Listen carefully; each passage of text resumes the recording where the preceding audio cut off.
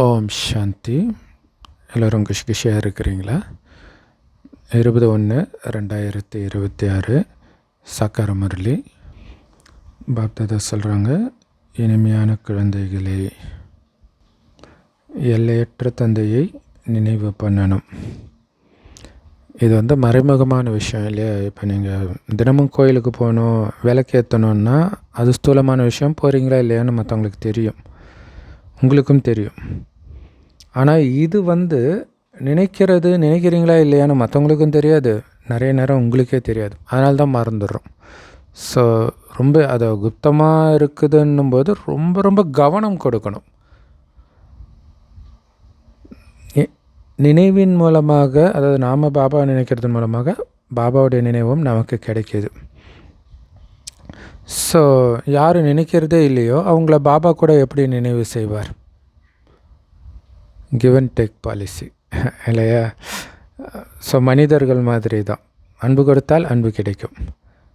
கேள்வி, சங்கமயுகத்தில் குழந்தைகளாகிய நீங்கள் எந்த படிப்பை படிக்கிறீங்க? முழு கல்பத்திலும் வேறு எப்போவுமே அதை படிக்கிறது கிடையாது. அது என்ன படிப்பு? வாழ்ந்துக்கிட்டே இறக்கிற படிப்பு, அதாவது சரீரத்திலேருந்து விடுபட்டு இருக்கிற படிப்பு இப்போ படிச்சுட்டு இருக்கிறீங்க. முழு கல்பத்திலும் இப்படி ஒரு படிப்பு கிடையாது. ஏன்னா இப்போ நீங்கள் கர்ம பந்தனங்களை சிக்கிட்டு இருக்கிறீங்க, அதிலிருந்து விடுபடணும். அதுக்காக தான் இந்த படிப்பு. மற்றபடி எது வரைக்கும் சரீரத்தில் இருக்கிறீங்களோ அது வரைக்கும் கர்மம் செஞ்சு தான் ஆகணும். கர்மம் செய்யாமல் இருக்கிறது கிடையாது. ஆனால் கர்ம பந்தனத்திலேருந்து விடுபடணும். சரீரம் இல்லைன்னா மனமும் செயல்படாமல் இருக்கும். அதனால் மனதை வென்றவர்கள் தான் உலகத்தை வென்றவர்கள் ஆகிறாங்க. அது கரெக்டாக சொல்லணும், மனதை வென்றவர்கள் கூட கிடையாது, மாயை வென்றவர்கள் தான் உலகத்தை வென்றவர்கள். ஏன்னா மனம் செயல்பட தான் செய்யும். அப்போ மாயின் வசப்பட்டு மனம் சிந்திக்கக்கூடாது. அப்படி மாயை முழுவதுமாக வென்று விட்டீர்கள் என்றால் உலகத்தின் அதிபதி ஆவீங்க. ஓம் சாந்தி. பாபா குழந்தைங்களுக்கு புரிய வைக்கிறாரு. ஏன்னா எதுவும் தெரியாதவங்களுக்குத்தான் கல்வி கற்பிக்கப்படும் இல்லையா? எல்லையற்ற தந்தை, உயர்ந்ததிலும் உயர்ந்த பகவான், அவர் வராரு அப்படின்னா அவர் யாருக்கு கற்பிப்பார்? கண்டிப்பாக யார் உயர்ந்ததிலும் உயர்ந்தவர்களாக இருந்து பிறகு முற்றிலும் ஒன்றும் தெரியாதவர்களாக ஆகிட்டாங்களோ அவங்களுக்கு தான் கற்பிப்பார். ஏன்னா ஏற்கனவே இறைவனுடைய ஞானத்தை அவங்க கேட்டு உயர்ந்ததிலும் உயர்ந்தவர்கள் ஆனாங்க. பிறகு 5000 வருஷம் கழித்து கீழ் நிலை அடைகிறாங்க. மறுபடியும் அவங்களுக்கே கற்றுக் கொடுத்து உயர்ந்ததிலும் உயர்ந்தவர்களாக பாபா ஆக்குறார். அதனால தான் விநாச காலத்தில் அன்பற்ற புத்தி, விபரீத புத்தி அப்படின்னு சொல்லப்படுது. விப்ரீட் அப்படின்னா அன்பு இல்லாதன்னு அர்த்தம், ஹிந்தி வார்த்தை.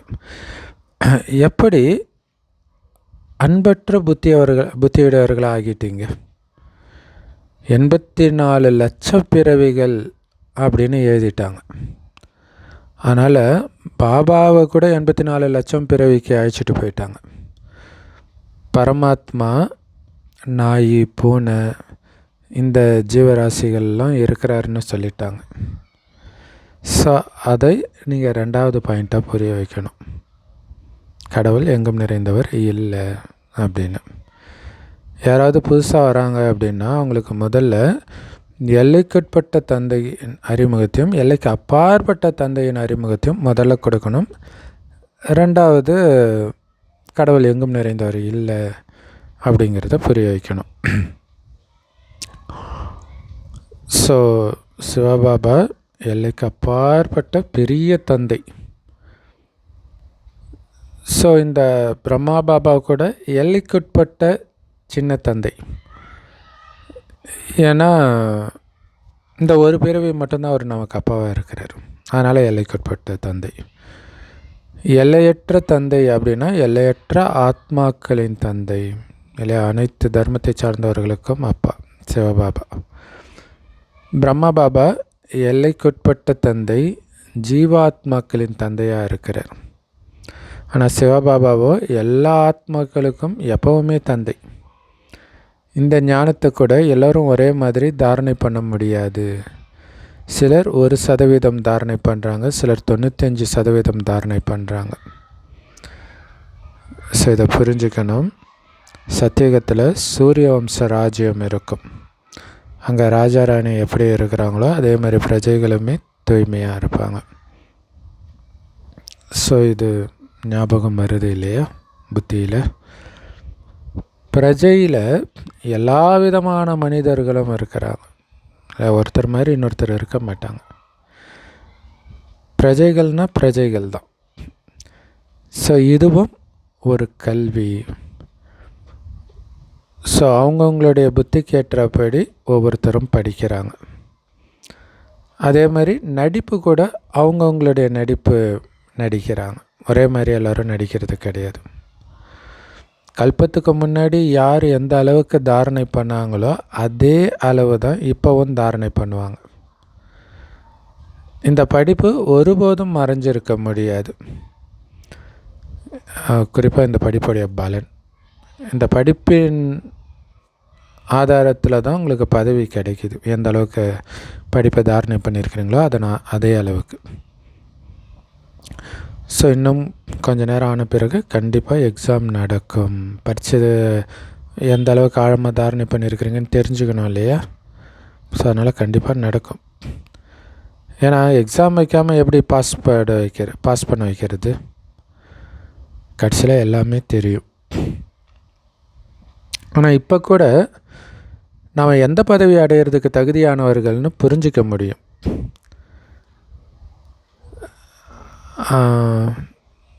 யாரெல்லாம் லக்ஷ்மி நாராயணனாக வருவீங்க அப்படின்னா எல்லோரும் கையை உயர்த்திடுறாங்க. ஏன்னா மற்றவங்க கை உயர்த்தலைன்னு நம்மளை கேவலமாக நினைப்பாங்களேன்னு வெக்கப்பட்டுட்டு கையை உயர்த்துறாங்க. ஆனாலும் மனசுக்குள்ளே நாம் எப்படி லக்ஷ்மி நாராயணன் ஆக முடியும்னு புரிஞ்சுக்கிறாங்க. இருந்தாலும் கையை உயர்த்திடுறாங்க. இதுக்கு பேர் தான் அஞ்ஞானம் இல்லையா. நம்மளால் ஆக முடியாதுன்னு தெரிஞ்சும் கையை உயர்த்துறீங்களா பார்த்தீங்களா, இதுதான் அஞ்ஞானம்ன்ற. எவ்வளோ அஞ்ஞானமாக இருக்குது அப்படின்னு பாபா உடனே புரிஞ்சுக்கிறார். இதை விட லௌகீகமானவர்களுக்கு புத்தி இருக்குதுன்றார். பாபா குழந்தை ஆகியே குழந்தைங்களுக்கு புத்தி இல்லை, ஆனால் அஞ்ஞானிகளுக்கு கூட இதை விட நல்ல புத்தி இருக்குதுன்றார். ஏன்னா அவங்க படிக்கலைன்னா நான் பாஸ் ஆகிடுவேன்னு நான் கை உயர்த்துவாங்களா? ஸோ நம்மலாம் பட்டம் பெறுவதற்கு தகுதி இல்லைப்பா, நம்ம பாஸ் ஆக மாட்டோம் அப்படின்னு புரிஞ்சுக்கிறாங்க. ஸோ அதனால தான் சொல்கிறார், இந்த மாதிரி பொய் சொல்கிற பாபா குழந்தைங்களை விட அந்த அஞ்ஞானிகள் நல்லவர்கள்ன்றார். ஸோ டீச்சரை நடத்துகிற பாடத்தில் நாம் எந்த அளவுக்கு புரிஞ்சுக்கிறோம், அதனால் எவ்வளோ மார்க் எடுப்போன்னு அவங்களுக்கு தெரியுது. ஒருவேளை அவங்களால மதிப்போடு பாஸ் ஆக முடியும்னா நான் நல்லா மார்க் எடுப்பேன் அப்படின்னு சொல்லுவாங்க. அதனால் அந்த அளவுக்கு கூட இங்கே குழந்தைங்களுக்கு புத்தி இல்லைன்னு நிரூபணமாகுதுன்றார். அதிக தேகாபிமானம் இருக்குது. ஆக்சுவலாக நம்ம அந்த டெஸ்ட் பேப்பரை காட்சி காட்டுறதுக்கு முன்னாடியே நமக்கு தெரிஞ்சிடும் இல்லையா நம்மளுடைய முயற்சி எப்படி இருக்குதுன்ட்டு. நீங்கள் லக்ஷ்மி நாராயணன்னா ஆகிறதுக்காகத்தானே வந்திருக்கிறீங்க. அப்போ உங்கள் நடத்தை அந்த மாதிரி ராயலாக தெய்வீகமாக இருக்கணும் தானே. ஸோ சில குழந்தைங்க விநாச காலத்தில் விபரீத புத்தி உடையவர்களாக இருக்கிறாங்க, அன்பில்லாதவர்களாக, பாபா சொல்கிறத கேட்காதவர்களாக இருக்கிறாங்க. ஸோ விதிப்படி பாபா மேலே அன்பு இல்லைன்னா அவங்க நிலைமை என்ன ஆகும்? உயர்ந்த பதவியை அடைய முடியாது. ஸோ அன்பு இல்லைனாலே பாபாவை நினைக்கிறது இல்லைன்னு அர்த்தம். நினைக்க தான் அன்பு வரும். விநாச காலத்தில் அன்பற்ற புத்தி அப்படின்னா என்ன அர்த்தம்னு பாபா புரிய வைக்கிறார். குழந்தைகளே முழுசாக புரிஞ்சுக்கலன்னா, நீங்களே புரிஞ்சுக்கலன்னா மற்றவங்க எப்படி புரிஞ்சுக்குவாங்க? அவங்களுக்கு எப்படி நீங்கள் புரிய வைப்பீங்க? எந்த குழந்தைங்க தன்னை சிவபாபாவுடைய குழந்தைன்னு புரிஞ்சுக்கிறாங்களோ அவங்களே கூட விநாச காலத்தில் விபரீத புத்தினா என்னன்னு முழுமையான அர்த்தத்தை புரிஞ்சுக்கிறது கிடையாது. இல்லையா? பாபாவை நினைவு செய்யணுங்கிறது மறைமுகமான விஷயம். இல்லை, அன்பு இருந்தால் பாபா நினைவுலேயே மூழ்கி இருந்தால் தான் அன்பு இருக்குதுன்னு அர்த்தம். அப்போ நீங்கள் அன்பு வச்சுருக்கிறீங்களா இல்லையான்றது நினைவை பொறுத்தது. நினைக்கிறீங்களா இல்லையான்றது யாருக்கும் தெரியாது, மறைமுகமான விஷயம். படிப்பு மறைமுகமானது கிடையாது. இல்லை, டெய்லியும் கிளாஸுக்கு போகிறோன்னா ஓகே, டெய்லியும் படிக்கிறாங்கன்னு புரிஞ்சுக்கலாம். படிப்பில் கண்டிப்பாக வரிசை கிரமம் இருக்குது. ஏன்னா எல்லோரும் ஒரே மாதிரி படிக்க மாட்டாங்க இல்லையா? ஸோ அப்போ ஒழுங்காக படிக்கலை அப்படின்னா இன்னும் குழந்தையாகவே இருக்கிறாங்க அப்படின்னு பாபா புரிஞ்சுக்கிறார். ஸோ இந்த மாதிரி பாபாவை 3 மாதம் 4 மாதம் கண்டினியூஸாக நினைவு பண்ணாமலே சில குழந்தைங்க இருக்கிறாங்க, மாதக்கணக்கில். அவங்க பாபாவுக்கு லெட்டர் போடலன்னா அவங்க பாபா நினைக்கிறாங்களா இல்லையான்னு பாபாவுக்கு எப்படி தெரியும்? ஸோ பாபா நினைக்கிறாங்கன்னா பாபாவுக்கு லெட்டர் போடணும், அவங்களுடைய ஆன்மீக சேவை சொல்லணும், இதெல்லாம் நான் பண்ணுறேன் பாபா அப்படின்ட்டு. ஏன்னா நிறுவனம் வேணும் இல்லை? ஸோ அது கூட லெட்டர் எழுதாமல் தேக அபிமானம் உடையவர்களாக இருக்கிறாங்க. ஒருபோதும் பாபா நினைக்கிறதே கிடையாது, சேவையுடைய நிரூபணத்தையும் கொடுக்கறது கிடையாது. ஸோ சிலர் இவர் வந்தார் பாபா அப்படின்னு லெட்டர் எழுதுகிறாங்க. அப்போ பாபாவும் குழந்தை இன்னும் உயிரோடு தான் இருக்குதுன்னு புரிஞ்சுக்கிறார். இல்லை, செடி விதை போட்டு தண்ணி ஊற்றுறோம், அது முளைச்சி வந்தால் தானே தெரியும் அது உயிரோடு இருக்குதுன்ட்டு. முளைக்கவே இல்லைன்னா அந்த மாதிரி தான் பாபாவுக்கு லெட்டரே போடலன்னா பாபாவுக்கு எப்படி தெரியுன்றார்.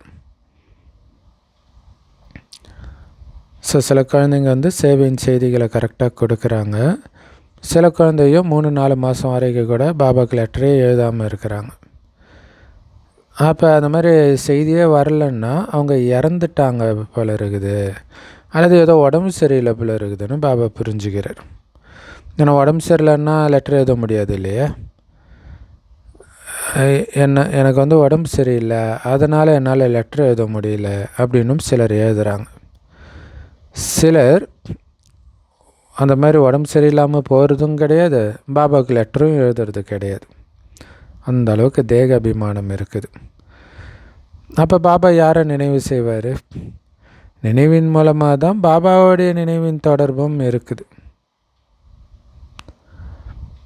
இல்லையா? நீங்கள் எந்த அளவுக்கு நினைக்கிறீங்களோ அந்த அளவுக்கு பாபா நினைப்பார். நினைக்கும் போது தான் அந்த சக்தி கிடைக்குது. ஆனால் தேக அபிமானம் இருக்குது. ஏன்னா சர்வவியாபி அப்படின்னு சொல்லி 84 லட்சத்தை விட அதிக பிறவி கடவுள் எடுக்கிறதா சொல்லிட்டாங்க. அதை தான் பாபா சொல்கிறார், மனிதர்களோட புத்தி கல் புத்தி ஆயிடுச்சுன்ட்டு. அதனால தான் பகவானை கல்லில் முள்ளிலெல்லாம் இருக்கிறதா சொல்லிடுறாங்க. இது எல்லையற்ற நிந்தனை ஆயிடுது. அதனால் பாபா சொல்கிறாரு, என்னை எந்த அளவுக்கு நிந்தனை செய்கிறாங்க, நீங்கள் இப்போ வரிசை கிரமமாக புரிஞ்சுக்கிறீங்க. நீங்கள் வந்தீங்கன்னா நாங்கள் பலியாயிடுவோம், எங்களை உங்களுடைய வாரிசாக்குவோம், அல்லது எங்களுடைய வாரிசாக்குவோம் இல்லையா? அப்பா அம்மாவுடைய சொத்து குழந்தைக்கு, அப்போ குழந்தைக்கு அப்பா அம்மா பலி ஆகுறாங்க. அதான் பாபா சொல்கிறார், நீங்கள் வந்தீங்கன்னா உங்களுக்கு பலியாவோம், உங்களை நாங்கள் வாரிசாக்கிடுவோம் அப்படிலாம் பக்தி மார்க்கத்தில் பாடுறாங்க. கல்லுலேயும் முள்ளுலையும் இருக்கிறாருன்னு சொல்கிறது வாரிசாக்குறதா? எவ்வளவு நிந்தனை பண்ணுறாங்க. அதனால தான் பாபா சொல்கிறாரு, யதா யதாஹி, அதாவது எப்பெல்லாம் தர்மத்துக்கு நிந்தனை ஏற்படுதோ அப்போ நான் வரேன். அது எப்போ ஏற்படுதோ? கலியுகத்தின் இறுதியில். ஸோ இப்போ தான் நம்ம பாபாவை தெரிஞ்சிருக்கிறோம். அதனால் பாபாவுக்கு அவ்வளோ மகிமை பாடுறோம். சிலர் மகிமை பாடுறத கூட விடுங்க, நினைவு செஞ்சு 2 வார்த்தை கூட பாபாவுக்கு எப்போவுமே எழுத மாட்டுறாங்க. அந்தளவுக்கு தேக அபிமானம் உடையவர்களாக இருக்கிறாங்க. ஸோ நமக்கு பாபா கிடைச்சிருக்கிறாரு, அந்த தந்தையே நமக்கு கற்பிக்கிறாரு அப்படின்னு நீங்கள் புரிஞ்சுக்கிறீங்க. உங்களுக்கு ராஜயோகம் கற்றுக் கொடுக்கிறேன் அப்படிங்கிறது பகவானுடைய மகா வாக்கியம் இல்லையா? யார் கற்றுக் கொடுக்குறா ராஜயோகத்தை? கடவுளே கற்றுக் கொடுக்குறார். ஸோ எப்படி ராஜ்யத்தை அடையிறது, உலக ராஜ்யத்தை அப்படின்னு ராஜயோகத்தை பாபா நமக்கு கற்றுக் கொடுக்குறார். என்னென்னலாம் நீங்கள் பண்ணிங்கன்னா உங்களுக்கு ராஜ்யம் கிடைக்கும் அப்படின்னு உயர்ந்த கர்மங்கள், எந்த உயர்ந்த கர்மம் செய்வதின் பலனாக ராஜபாக்கியம் கிடைக்குதுன்னா அந்த உயர்ந்த கர்மம் செய்ய பாபா கற்றுக் கொடுக்குறார். நாம் உலக ராஜ்யத்தை அடையிறதுக்காகத்தான் எல்லையற்ற தந்தைக்கிட்ட கல்வி கற்கிறோம் அப்படிங்கிற போதை இருக்கணும். அப்போ தானாக குஷி வந்துடும் இல்லையா? அதாவது கடவுள்கிட்ட ஞானத்தை படிக்கிறோன்றதே ஒரு சந்தோஷம். அதுவும் எதுக்காக படிக்கிறோம்? உலக ராஜ்யத்தை அடைவதற்காக. இது ரெண்டும் ஞாபகம் இருந்தால் குஷி தான் இருக்கும் எப்போவுமே. அப்போ எப்போவுமே இது ஞாபகப்படுத்திக்கிட்டே இருக்கணும். அந்த பக்தி மார்க்கத்தின் கீதையை படிக்கும் பொழுது சாதாரண புக்கு படிக்கிற மாதிரி தான் படிக்கிறாங்க. கிருஷ்ண பகவானுடைய மகா வாக்கியம் ராஜயோகம் கற்றுக் கொடுக்குறேன் அப்படின்னு சொல்கிறாங்க, அவ்வளோதான். மற்றபடி அதை படிக்கும்போது அந்த அளவுக்கு இறைவனோட புத்தி யோகமும் இல்லை, குஷியும் இல்லை. ஸோ கீதையை படிக்கிறவங்கக்கிட்டேயும் சரி அல்லது அதை சொல்லி கொடுக்குறவங்கக்கிட்டேயும் சரி அந்தளவுக்கு குஷி இருக்கிறது கிடையாது. கீதையை படித்து முடிச்சுட்டு அவங்க பாட்டுக்கு அவங்க வேலையை பார்க்குறாங்க, அவ்வளோதான். அதை சிந்தனை பண்ணுற வேலையெல்லாம் கிடையாது. முதல்ல அவங்களுக்கு அது புரியவும் செய்யாது. ஆனால் இங்கே நமக்கு எல்லையற்ற தந்தை எவ்வளோ எளிமையாக புரிய வைக்கிறார். அதை சிந்தனை பண்ணி பண்ணி அந்த போதை ஏறிக்கிட்டே இருக்குது. ஞானத்தை சிந்தனை பண்ணாதான் அந்த போதை வரும். அது ரொம்ப முக்கியமான விஷயம். ஸோ அது மட்டும் இல்லை, எல்லையற்ற தந்தை நமக்கு சொல்லிக் கொடுக்குறாருன்றதும் நம்மளுடைய புத்தியில் இருக்குது.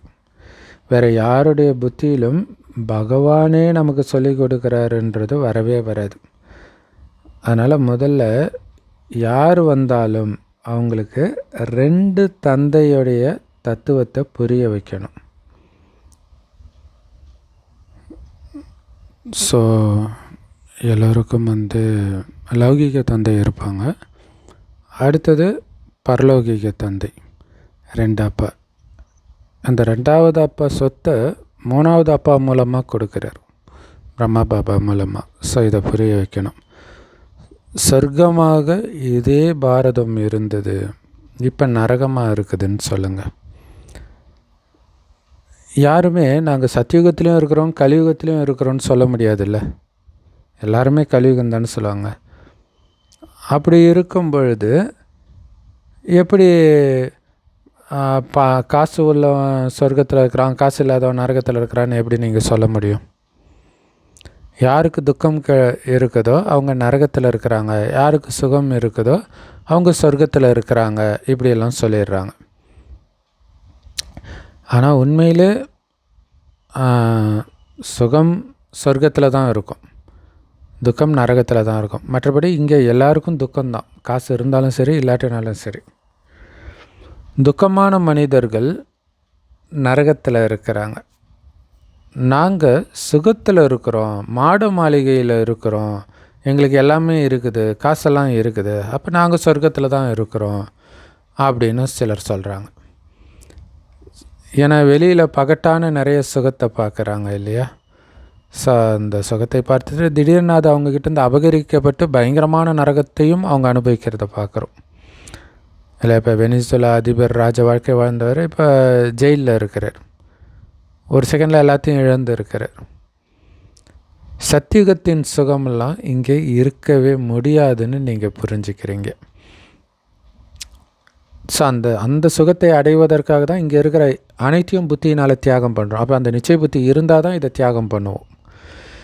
சத்தியுகத்தை கலியுகம்னு சொன்னாலும் அல்லது கலியுகத்தை சத்தியுகம்னு சொன்னாலும் ரெண்டுமே ஒன்று தான் அப்படின்னு கிடையாது.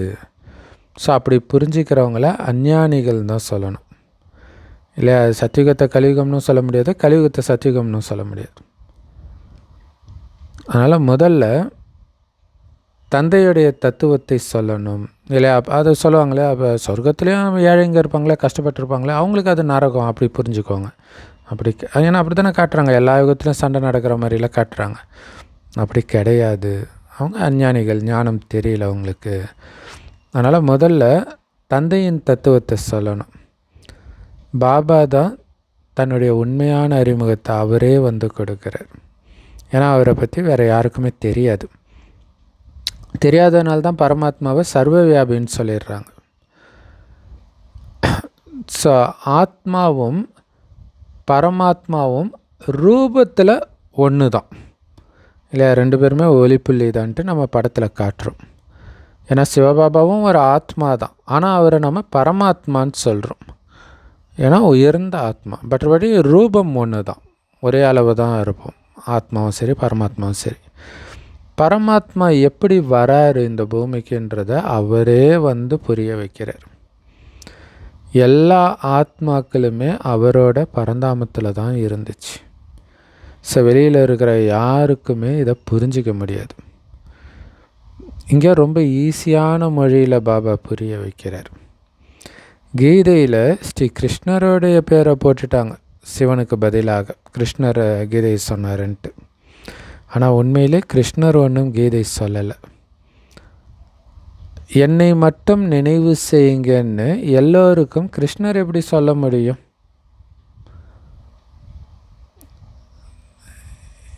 ஏன்னா தேகதாரியை நினைக்கிறதுனால உங்கள் பாவம் அழியாது. தேகமற்ற சிவனை நினைக்கும் பொழுது தான் பாவம் அழியும். கிருஷ்ண பகவானுடைய மகா வாக்கியம், தேகத்தின் அனைத்து சம்பந்தங்களையும் விட்டுட்டு என்னை மட்டும் நினைவு செய்யுங்க அப்படின்னு அவங்க கொடுத்துருக்குறாங்க பக்தி மார்க்கத்தின் கீதையில்.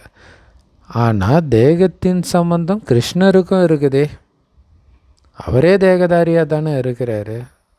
அப்போ அவர் எப்படி சொல்ல முடியும் தேகத்தின் அனைத்து சம்பந்தத்தையும் விட்டுட்டு என்ன நினைங்கன்னு? தேகமே இல்லாதவர் தானே அப்படி சொல்ல முடியும். கிருஷ்ணர் சின்ன குழந்தை, அப்போ தான் சத்தியுகத்துக்கு வந்துருக்குது. ஸோ ஒரு குழந்தை எப்படி இந்த ஞானத்தை சொல்ல முடியும்? இது எவ்வளோ பெரிய தவறு. ஸோ ஒரே ஒரு தவறு, சிவனுக்கு பதில் கிருஷ்ணர்னு பேர் போட்டாங்க பார்த்தீங்களா? இந்த தவறுனால எவ்வளோ வித்தியாசமாயிடுது. பரமாத்மா சர்வ வியாபியாக இருக்கவே முடியாது. ஏன்னா அவர் எல்லோருக்கும் சத்கதி கொடுக்குற வள்ளல்னு சொல்கிறோம். எங்கும் நிறைந்தவர் எப்படி எல்லாருக்கும் சத்கதி கொடுக்க முடியும்? எல்லா இடத்துலையும் நிரம்பியவராக இருக்கிறார் அப்படின்னா அப்போ அவரும் துர்கதி அடைஞ்சிட்டாரா? இல்லை ஒட்டுமொத்த உலகமும் துர்கதியில் இருக்குதுன்னா எல்லா இடத்துலையும் அவர் இருக்கிறாருன்னா அவரும் துர்கதி அடைஞ்சிட்டாரா? யோசிக்கணும் இல்லையா? ஸோ மனிதர்களை கூப்பிட்டா எங்களுக்கெல்லாம் வேலை இருக்குதுன்றாங்க. இது ஒன்றும் நேரத்தை வீணாக்கிற விஷயம் கிடையாது, உங்களுடைய வாழ்க்கையை உருவாக்குற விஷயம். வந்து கோர்ஸ் எடுத்துக்கோங்கன்னு கூப்பிடுறீங்க, அவங்க எங்களுக்கு நேரம் இல்லைன்னு சொல்கிறாங்க. சார் 2 நாள் வருவாங்க, பிறகு 4 நாள் வரமாட்டாங்க. சார் படிக்காமல் எப்படி லக்ஷ்மி நாராயணன் ஆக முடியும்? மாயையுடைய வேகம் அவ்வளோ அதிகமாக இருக்குது, தாக்குது மாயை. ஸோ கடந்து போகிற ஒவ்வொரு வினாடியும் ஒவ்வொரு நிமிடமும் திரும்ப அப்படியே நடக்கும் 5000 வருஷம் கழிச்சுன்னு பாபா புரிய வைக்கிறார். எண்ணிலடங்கா முறை திரும்ப திரும்ப நடந்துக்கிட்டே தான் இருக்கும் எல்லாமே. ஒரு கல்பத்தில் நடந்த அத்தனை விஷயமும் கல்பமாக திரும்ப திரும்ப நடக்கும். இப்போ நீங்கள் பாபா மூலமாக இந்த ஞானத்தை கேட்டுட்டு இருக்கிறீங்க. சிவபாபா பிறப்பு இறப்பில் வர்றது கிடையாது. ஸோ அப்போ முழுசாக பிறப்பு இறப்பு சக்கரத்தில் வர்றது கிருஷ்ணர் அல்லது பிரம்மா. சிவபாபா வர்றது கிடையாது. அப்போ கிருஷ்ணருக்கும் சிவனுக்கும் உள்ள வித்தியாசத்தை தெளிவுபடுத்தி புரிய வைக்கணும். ஸோ ஒரே ஒரு தந்தை மட்டும்தான் பிறப்பிறப்பில் வராதவர், மற்ற எல்லாரும் பிறப்பு இறப்பில் வராங்க. அதனால்தான் அவங்களுக்கு சித்திரங்கள் காட்டப்பட்டு இருக்குது மனித உடலோடு. ஸோ பிரம்மாவும் சரி விஷ்ணுவும் சரி 2 பேருமே பிறப்பிறப்பில் வராங்க. 2 பேருமே ஒரே ஆத்மா தான், வெவ்வேறு ஜென்மம். பிரம்மாவிலிருந்து விஷ்ணுவாகவும் விஷ்ணுவிலிருந்து பிரம்மாவாகவும் மாறிக்கிட்டே இருக்கிறாங்க. ஒவ்வொரு கல்பத்திலும் ஒவ்வொரு நடிப்பாக நடிச்சிட்டு இருக்கிறாங்க. விஷ்ணு தொடங்கி அப்படியே கடைசியில் பிரம்மா வரைக்கும் நடிக்கிறாங்க. இந்த நடிப்புக்கு முடிவே கிடையாது இல்லையா? விஷ்ணு பிரம்மா ஆகிறதும் பிரம்மா விஷ்ணு ஆகிறதும் எத்தனை தடவை, முடிவே கிடையாது. ஸோ இந்த சித்திரங்களை எல்லாம் எல்லோரும் வந்து பார்ப்பாங்க, புரிஞ்சுக்குவாங்க. ஏன்னா இது ஈஸியாக புரிஞ்சிக்க வேண்டிய விஷயம். நாம் தான் பிராமணர்களாக இருக்கிறோம், பிறகு நாமே சத்திரியர்களாக ஆகிறோம், பிறகு வைஷ்யர்களாகவும் சூத்ரர்களாகவும் நாம் தான் ஆகிறோம் அப்படின்னு புத்தியில் வரணும். பிறகு இந்த சக்கரம் புத்தியில் இருந்தால் பிறகு பாபாவும் புத்தியில் இருப்பார்.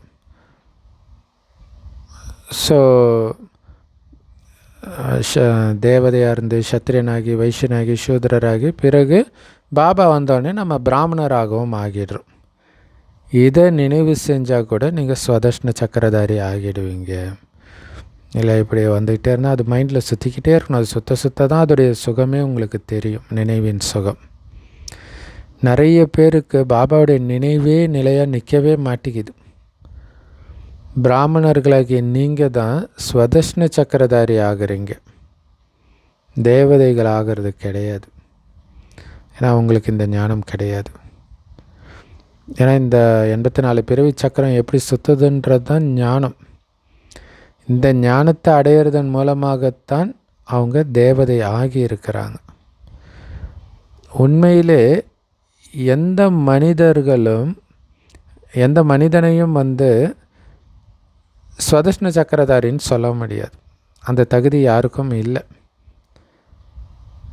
மனிதர்களுடைய உலகம் மரண உலகம், அது தனியாக இருக்குது. எப்படி பாரதவாசிகளுடைய பழக்க வழக்கங்கள் தனியாக இருக்குதோ அந்த மாதிரி ஒவ்வொருத்தருடைய பழக்க வழக்கமுமே தனித்தனியாக தான் இருக்குது. தேவதைகளுடைய பழக்க வழக்கங்கள் மனிதர்களுடைய பழக்க வழக்கங்கள்லேருந்து முற்றிலும் தனிப்பட்டது. ஆனால் இந்த மரணலோகத்தின் மனிதர்களுடைய பழக்க வழக்கங்கள் அது சுத்தமாக வேறையாக இருக்குது. அப்போ தேவதைகளுடைய பழக்க வழக்கங்களுக்கும் கலியுகத்தின் மனிதர்களுடைய பழக்க வழக்கங்களுக்கும் இரவு பகலுக்கான வித்தியாசம் இருக்குது.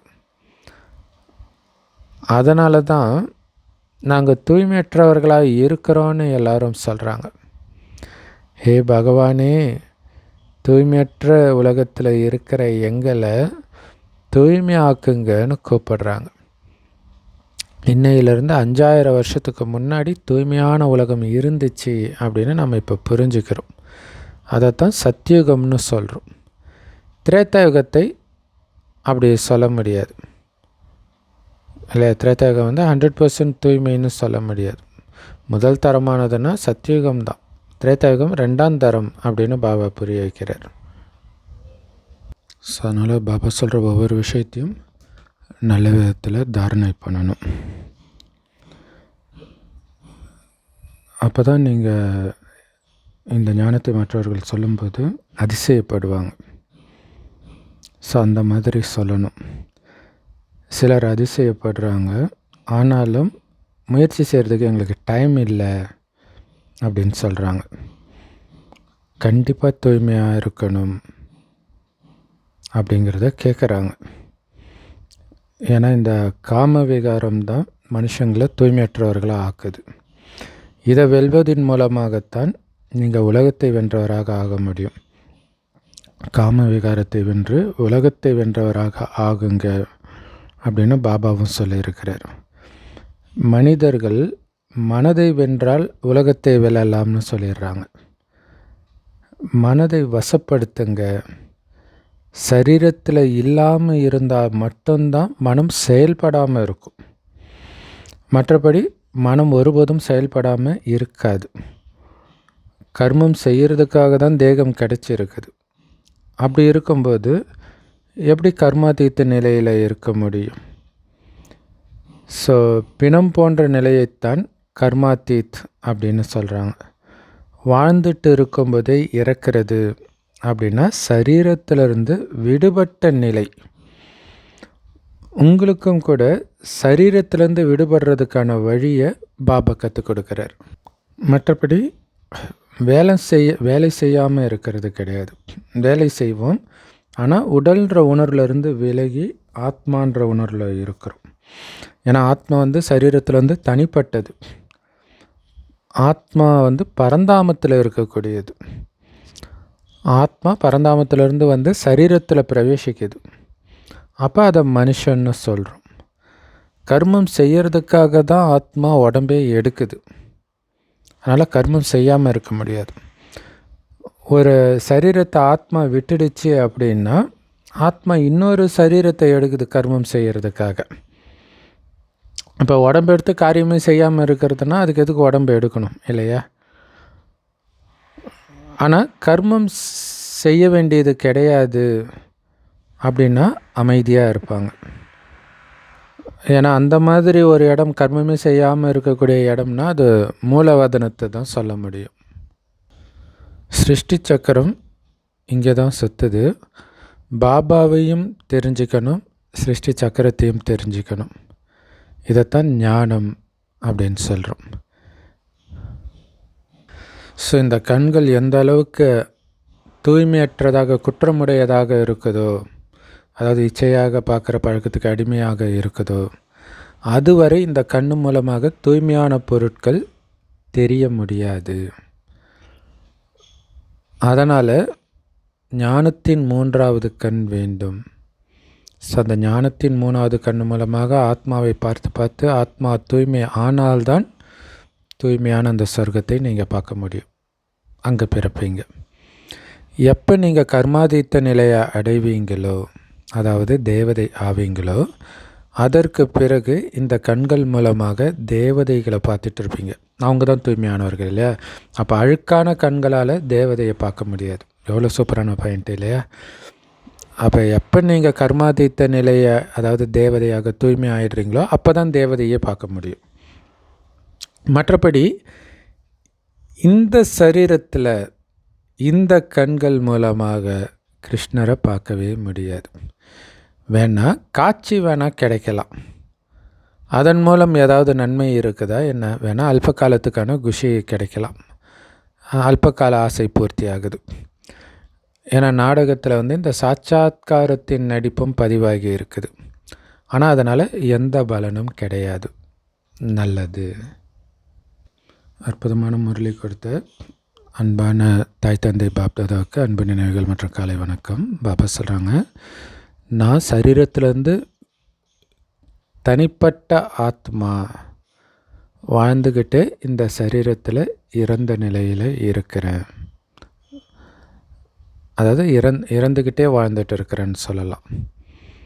ஸோ சவத்தை மாதிரி இந்த நிலையின் பயிற்சியின் மூலமாக கர்மாதீத்த நிலையை அடையணும். சேவைக்கான நிரூபணத்தை பாபாவுக்கு தெரியப்படுத்தணும். தேக உணர்வை விட்டுட்டு உங்களுடைய உண்மையான செய்தியை பாபாவுக்கு கொடுக்கணும். மதிப்போடு பாஸ் ஆகணும்னா அதற்கேற்ப முயற்சியும் பண்ணணும். வரதானம், உங்களுடைய சாந்த ஸ்வரூபத்தின் மனநிலை மூலமாக அமைதியின் கிரணங்களை பரப்பக்கூடிய மாஸ்டர் அமைதி கடலாகுங்கள். அதுக்கு விளக்கம், இப்போ உலகத்தின் ஆத்மாக்களுக்கு எல்லாத்தையும் விட ரொம்ப ரொம்ப அவசியம் எது தெரியுமா? உண்மையான அமைதி. அதை தேடி தான் என்னென்னமோ பண்ணுறாங்க. ஆனாலும் நாளுக்கு நாள் அசாந்தி தான் இருக்குது. அசாந்தியை உருவாக்குறதுக்கான பல காரணங்கள் இல்லையா? நிறைய காசு சம்பாதிச்சுட்டா நிம்மதியாக இருக்கலாம்னு நினைக்கிறாங்க. அந்த காசு வந்ததுனால டேக்ஸு, அந்த காசை அபகரிக்கிறதுக்காக துரோகிகள் பக்கத்திலே இருக்கிறது, இது இப்படி அசாந்திக்கான பல காரணங்கள் உருவாகிட்டே இருக்கும் இன்னும் போக போக. ஒருவேளை நீங்கள் அசாந்தியாக இல்லாட்டினா கூட மற்றவங்க அசாந்தியாக இருக்கிறதுனால உருவான அந்த வாயு மண்டலமும் சூழ்நிலையும் உங்களை அமைதியான மனநிலையில் உட்காரவே விடாது. அந்த அசாந்தியின் டென்ஷன் உங்களுக்கு அதிகமாகிட்டே இருக்கும், அனுபவம் ஆகிட்டே இருக்கும்.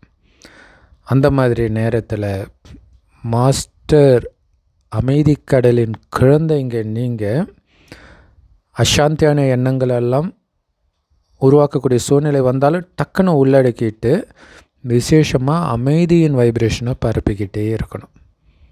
அதுக்கு தான் ஓம் சாந்தி. ஓம் சாந்தினாலே அசாந்தியான உலகத்தில் நீங்கள் சாந்தியாக அமைதியாக இருக்கணும். ஸோ அதனால் நீங்கள் அமைதியாகவே இருந்தாலும் உங்களுக்கு அமைதி அனுபவமாகுது. ஏன்னா வைப்ரேஷன் அப்படி. அதுக்கு தான் பாபா நினைவில் இங்கே இருக்கவே கூடாது. மேலே போய் அந்த அமைதியை நிரப்பிக்கிட்டு அமைதியின் அதிர்வலைகளை பரவ செஞ்சுக்கிட்டே இருக்கணும்.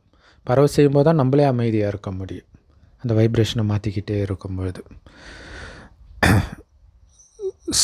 இல்லையா. இப்போ ஒரு ரூம் பயங்கர ஹீட்டாக இருக்குது, நீங்கள் நல்லா கூலிங்காக இருக்கிறீங்க. இப்போ அந்த ரூம்குள்ளே போகிறீங்க, கொஞ்சம் நேரத்தில் என்ன ஆகிடும், உங்களுக்குமே அந்த ஹீட் வரும்.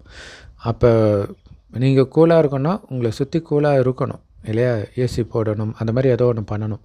அந்த மாதிரி தான் இந்த வைப்ரேஷன் நீங்கள் மாற்றிக்கிட்டே இருந்தால் தான் நீங்கள் அமைதியாக இருக்க முடியும். அமைதியின் வைப்ரேஷனை கொடுத்துக்கிட்டே இருக்கணும். ஸ்லோகன் பாபாவுடைய அனைத்து தெய்வீக குணங்களும் உங்களுக்கு அனுபவமாகணும்னா எப்போவுமே அவர் பக்கத்திலே இருக்கணும். அந்த ஞான சூரியன் பக்கத்திலே இருக்க அவருடைய குணங்கள் உங்களுக்கு அனுபவமாகிட்டே இருக்கும், தாரணை ஆகிட்டே இருக்கும். அப்படின்னு அர்த்தம். பாபா நினைவிலே இருக்கணும், எப்போவுமே இணைஞ்சே இருக்கணும் பாபாவோட. அவ்யக்த இஷாரா, பந்தனத்திலிருந்து விடுபட்டு ஜீவன்முக்தி ஸ்திதியின் அனுபவம் செய்யுங்கள். இப்போ நேரத்தை வீணாக்காமல், எண்ணங்களை வீணாக்காமல், சக்திகளை வீணாக்காமல் சேமிக்கணும். அப்படின்னு அர்த்தம். கரெக்டான வகையில் நேரத்தை பயன்படுத்தணும். சக்திசாலியான எண்ணங்களை மட்டுமே உருவாக்கணும். இப்படி நீங்கள் சேமிச்சிங்கன்னா அதுதான் சேமிக்கிறதுன்றது. இப்படி சேமித்து புள்ளி ஸ்வரூபத்தின் அனுபவம் செய்யுங்கள். ஆக்சுவலாக ஆத்மஸ்வரூபத்திலேயே இருந்து உருவாக்கக்கூடிய எண்ணங்கள், ஆத்மஸ்வரூபத்தில் இருக்கக்கூடிய நேரம், இதுதான் சேமிப்பு ஆகுது, மற்றதெல்லாம் நஷ்டமாகுது. ஸோ அந்த புள்ளி ஸ்வரூபத்தின் அனுபவம் செய்யுங்க, ஆத்மஸ்வரூபத்தின் அனுபவம் செய்யுங்க. எந்த அளவுக்கு அந்த புள்ளி ஸ்வரூபத்தின் நிலையில் நிலைச்சி இருக்கிறீங்களோ அந்த அளவுக்கு ஈவில் ஸ்பிரிட், இறந்து போன அந்த தீய ஆத்மாக்களோ அல்லது தீய சமஸ்காரத்துடைய வலிமையோ உங்கள் மேலே சண்டை போட முடியாது. அந்த வைப்ரேஷனும் உங்களை தாக்காது.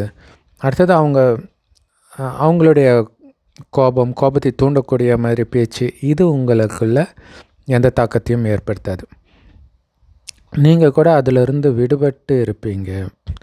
மேலும் உங்களுடைய சக்தி ஸ்வரூபம் அவங்களுக்கும் கூட முக்தி கொடுக்கும். ஸோ அப்படி அசுத்தாத்மாக்கள் இருக்குதுன்னா நீங்கள் சக்தி ஸ்வரூபமாக இருக்கிறது அவங்களையும் அந்த அசுத்தமான எண்ணங்கள்லேருந்து விடுபட வச்சு முக்தி கொடுக்கும். ஸோ பாபா ஞானத்தை நீங்கள் ஏற்கனவே அவங்களுக்கு தெரிஞ்சிடும். ஸோ உங்ககிட்ட வந்தோடனே அமைதியாகி அவங்க பாபாவை நினைக்க ஆரம்பிப்பாங்க, முக்தியும் அடைவாங்க. ஸோ அதனால் நம்ம சக்தி ஸ்வரூபமாக, அமைதி ஸ்வரூபமாக இருக்க வேண்டியது ரொம்ப ரொம்ப முக்கியம். அதுக்கு புள்ளி ரூபத்தில் நிலைத்து பாபாவுக்கு பக்கத்திலே இருக்கணும். ஸோ இதுதான் வரதானம் ஸ்லோகன் அவ்யக்த இஷாராவுடைய சாரம். ஓம் சாந்தி. Love you Bap Dada. Thank you Bap Dada. குஷியாக இருங்க, குளிர்ச்சியாக இருங்க.